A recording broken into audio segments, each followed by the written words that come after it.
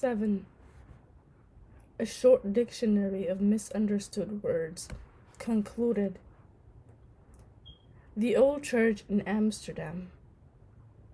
There are houses running along one side of the street, and behind the large ground floor shopfront windows, all the whores have little rooms and plushy pillowed armchairs in which they sit up close to the glass, wearing bras and panties.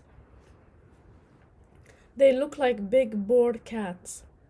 On the other side of the street is a gigantic Gothic cathedral dating from the 14th century. Between the whore's world and God's world, like a river dividing two empires, stretches an intense smell of urine. Inside the old church, all that is left of the Gothic style is the high, bare, white walls, the columns, the vaulting, and the windows. There is not a single image on the walls, not a single piece of statuary anywhere. The church is as empty as a gymnasium, except in the very center, where several rows of chairs have been arranged in a large square around a miniature podium for the minister. Behind the chairs are wooden booths, stalls for wealthy burghers. The chairs and stalls seem to have been placed there without the slightest concern for the shape of the walls or position of the columns, as if wishing to express their indifference to or disdain for Gothic architecture. Centuries ago, Calvinist faith turned the cathedral into a hangar, its only function being to keep the prayers of the faithful safe from rain and snow. France was fascinated by it. The grand march of history had passed through this gigantic hall. Sabina recalled how after the communist coup, all the castles in Bohemia were nationalized and turned into manual training centers, retirement homes, and also cowsheds. She had visited one of the cowsheds.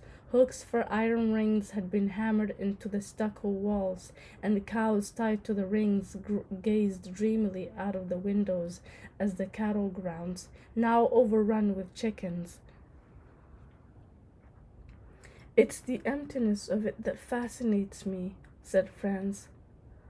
"People collect altars, statues, paintings, chairs, carpets, and books, and then comes a time of joyful relief, and they throw it all out like so much refuse from yesterday's dinner table. Can't you just picture Hercules' broom sweeping out this cathedral?" "The poor had to stand while the rich had stalls," said Sabina, pointing to them. "But there was something that bound the bankers to beggars, a hatred of beauty." "What is beauty?" said Franz, and he saw himself attending a recent gallery preview at his wife's side, and at her insistence, the endless vanity of speeches and words, the vanity of culture, the vanity of art. When Sabina was working in the student brigade, her soul poisoned by the cheerful marches issuing incessantly from the loudspeakers, she borrowed a motorcycle one Sunday and headed for the hills. She stopped at a tiny remote village she had never seen before, leaned the motorcycle against the church, and went in. A mass happened to be in progress. Religion was persecuted by the regime, and most people gave the church a wide berth. The only people in the pews were old men and old women, because they did not fear the regime. They feared only death. The priest intoned words in a sing-song voice, and the people repeated them after him in unison. It was a litany. The same words kept coming back, like a wanderer who cannot tear his eyes away from the countryside, or like a man who cannot take leave of life. She sat in one of the last pews, closing her eyes to hear the music of words, opening them to stare up at the blue vault dotted with large gold stars. She was entranced. What she had unexpectedly met there in the village church was not God. It was beauty. She knew perfectly well that neither the church nor the litany was beautiful in and of itself, but they were beautiful compared to the construction site where she spent her days amid the racket of the songs. The Mass was beautiful because it appeared to her in a sudden, mysterious revelation as a world betrayed. From that time on, she had known that beauty is a world betrayed. The only way we can encounter it is if its persecutors have overlooked it somewhere. Beauty hides behind the scenes of the May Day parade. If we want to find it, we must demolish the scenery. This is the first time I've ever been fascinated by a church, said Franz. It was neither Protestantism nor asceticism that made him so enthusiastic. It was something else, something highly personal, something he did not dare discuss with Sabina. He thought he heard a voice telling him to seize Hercules' broom and sweep all of Marie Claude's previews, all of Marie Anne's singers, all lectures and symposia, all useless speeches and vain words, sweep them out of his life. The great empty space of Amsterdam's old church had appeared to him in a sudden and mysterious revelation as the image of his own liberation.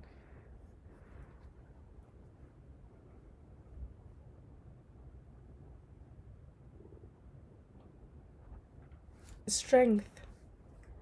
Stroking Franz's arms in bed in one of the many hotels where they made love, Sabina said, "The muscles you have, they are unbelievable." Franz took pleasure in her praise. He climbed out of bed, got down on his haunches, grabbed a heavy oak chair by one leg and lifted it slowly into the air. "You never have to be afraid," he said. "I can protect you no matter what. I used to be a judo champion." When he raised a hand with the heavy chair above his head, Sabina said, "It's good to know you're so strong." But deep down she said to herself, Franz may be strong, but his strength is directed outwards when it comes to people he lives with, the people he loves. He's weak. Franz's weakness is called goodness. Franz would never give Sabina orders. He would never command her, as Tomasz had, to lay the mirror on the floor and walk him back and forth on it naked. Not that he lacks sensuality, he simply lacks the strength to give orders. There are things that can be accomplished only by violence. Physical love is unthinkable without violence. Sabina watched Franz walk across the room with the chair above his head. The scene struck her as grotesque and filled her with an old sadness. Franz set the chair down on the floor opposite Sabina and sat in it. "I enjoy being strong, of course," he said. "But what good do these muscles do me in Geneva? They're like an ornament, a peacock feather. I've never fought anyone in my life." Sabina proceeded with her melancholy musings.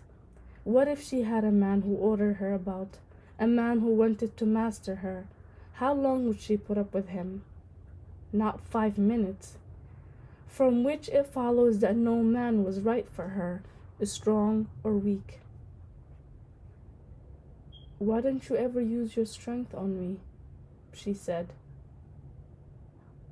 "Because love means renouncing strength," said Franz softly. Sabina realized 2 things.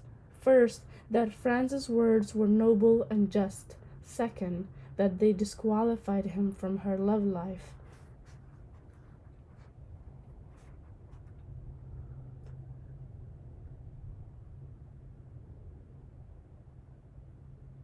Living in truth. Such is the formula set forth by Kafka somewhere in the diaries or letters. Franz couldn't quite remember where, but it captivated him. What does it mean to live in truth? Putting it negatively is easy enough. It means not lying, not hiding, and not dissimulating. From the time he met Sabina, however, Franz had been living in lies. He told his wife about non-existent congresses in Amsterdam and lectures in Madrid. He was afraid to walk with Sabina through the streets of Geneva, and he enjoyed the lying and hiding. It was all so new to him. He was as excited as a teacher's pet who has plucked up the courage to play truant. For Sabina, living in truth, lying neither to ourselves nor to others, was possible only away from the public. The moment someone keeps an eye on what we do, we involuntarily make allowances for that eye, and nothing we do is truthful. Having a public, keeping a public in mind means living in lies. Sabina despised literature in which people give away all kinds of intimate secrets about themselves and their friends. A man who loses his privacy loses everything, Sabina thought, and a man who gives it up of his own free will is a monster. That was why Sabina did not suffer in the least from having to keep her love secret. On the contrary, only by doing so could she live in truth. Franz, on the other hand, was certain that the division of life into private and public spheres is the source of all lies. A person is one thing in private and something quite different in public. For Franz, living in truth meant breaking down the barriers between the private and the public. He was fond of quoting André Breton on the desirability of living in a glass house into which everyone can look and there are no secrets. When he heard his wife telling Sabina that pendant is ugly, he knew he could no longer live in lies and had to stand up for Sabina. He had not done so only because he was afraid of betraying their secret love. The day after the cocktail party, he was supposed to go to Rome with Sabina for the weekend. He could not get that pendant is ugly out of his mind, and it made him see Marie Claude in a completely new light. Her aggressiveness, invulnerable, noisy, and full of vitality, relieved him of the burden of goodness he had patiently borne all 23 years of their marriage. He recalled the enormous inner space of the old church in Amsterdam and felt the strange, incomprehensible ecstasy that void had evoked in him. He was packing his overnight bag when Marie Claude came into the room, chatting about the guests at the party, energetically endorsing the views of some and laughing off the views of others. Franz looked at her for a long time and said, "There isn't any conference in Rome." She did not see the point. "Then why are you going?" "I've had a mistress for 9 months, he said. "I don't want to meet her in Geneva. That's why I've been traveling so much. I thought it was time you knew about it." After the first few words, he lost his nerve. He turned away so as not to see the despair on Marie Claude's face, the despair he expected his words to produce. After a short pause, he heard her say, "Yes, I think it's time I knew about it." Her voice was so firm that Franz turned in her direction. She did not at all look disturbed. In fact, she looked like the very same woman who had said the day before in a raucous voice, "That pendant is ugly." She continued, "Now that you've plucked up the courage to tell me you've been deceiving me for 9 months, do you think you can tell me who she is?" He had always told himself he had no right to hurt Marie Claude and should respect the woman in her. But where had the woman in her gone? In other words, what had happened to the mother image he mentally linked with his wife? His mother, sad and wounded, his mother, wearing unmatched shoes, had departed from Marie Claude. Or perhaps not. Perhaps she had never been inside Marie Claude at all. The whole thing came to him in a flash of hatred. "I have no reason to hide it from you," he said. If he had not succeeded in wounding her with his infidelity, he was certain the revelation of her rival would do the trick. Looking her straight in the eye, he told her about Sabina. A while later, he met Sabina at the airport. As the plane gained altitude, he felt lighter and lighter. At last, he said to himself, after 9 months, he was living in truth.